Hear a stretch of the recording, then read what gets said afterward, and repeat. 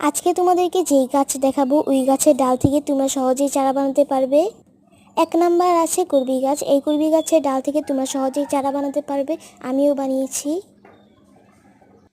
2 number আছে কাঠগোলাপ গাছ। এই ডাল মাটিতে বসায় দিলেই হবে, ছায়াযুক্ত স্থানে রেখে দিবে, 1 মাস 2 মাস পর নতুন পাতা বের হবে।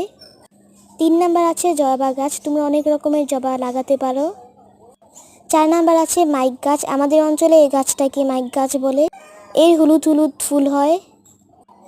5 নাম্বার আছে চায়না টগর। এই চায়না টগর গাছ থেকে তোমরা খুব সহজেই চারা বানাতে পারবে, আমিও বাড়িতে লাগিয়েছি, অনেক পাতা বের হয়েছে। 6 নাম্বার আছে কাটামুকুট গাছ। আমি এই কাটামুকুট গাছটা 2টা ডাল লাগিয়েছিলাম, তো ওই ডাল থেকেই হয়েছে।